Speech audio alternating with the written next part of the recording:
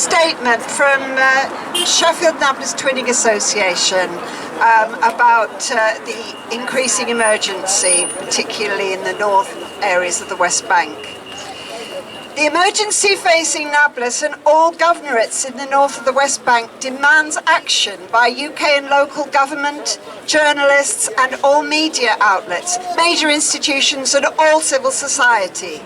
In the context of Sheffield's declaration of friendship with Nablus, we call on Sheffield MPs and councillors, representatives of our universities and trade unions, to make public statements of solidarity and put pressure on government to place sanctions on the Israeli state for its illegal occupation and brazen violations of international and humanitarian law in the West Bank. We are horrified and alarmed at the systematic ethnic cleansing by Israeli occupation forces of refugee camps in the northern West Bank, which has destroyed Jenin, Tulkarm and Nur Shams camps, displaced their populations and now descends on Nablus and surrounding towns and villages.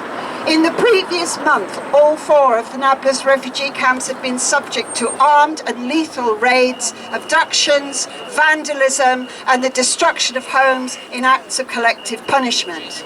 Journalists and emergency responders in different parts of the city have been under Israeli military attack with live fire, while road gates and checkpoints make entry and exit out of the city dangerous or impossible. Many people by now will be familiar with the name of Beta, the town in the southern part of Nablus Governorate featured in the celebrated and widely viewed Louis Theroux BBC documentary, The Settlers. The Settlers' so-called outpost and military station Eviatar occupies stolen Beta land, and heavily armed settlers attack the Palestinian farmers and owners. Steadfast but peaceful resistance by the locals has led to many Palestinian deaths over the years. On April the 30th, the town was subject to an attack by Israeli forces who have continued to impose a strict siege after 2 Israeli soldiers were reportedly injured. Dozens of Israeli military vehicles stormed the town, opened fire on residents while they were inside their homes, destroyed water tanks on rooftops and sabotaged municipal infrastructure. The forces also raided dozens of homes, carried out brutal searches and abused civilians. In a provocative move, Israeli soldiers stormed Beta Girls' basic school, confiscated surveillance cameras, destroyed the school's administrative offices and deliberately fired at the school's water tanks. Director General of Education in South Nablus, Mr. Samer Al-Jamal, called on all human rights, humanitarian and media organisations to urgently intervene to protect children and educational institutions from ongoing violations. The closure of the town is inflicting significant financial losses on farmers due to the spoilage of crops, entering and exiting the Beta wholesale market. The closure is also affecting the supply of food to thousands of residents.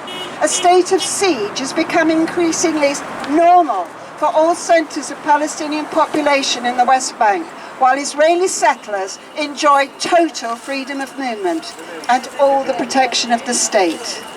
As we write, we are hearing of a further lethal raid on Balata refugee camp east of Nablus.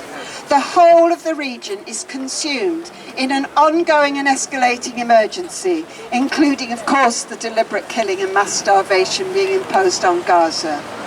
This emergency is largely ignored by our mainstream media, while our politicians also rarely comment.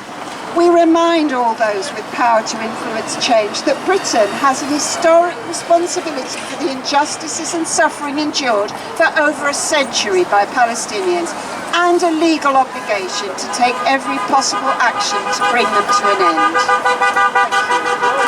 Thank you, Julie.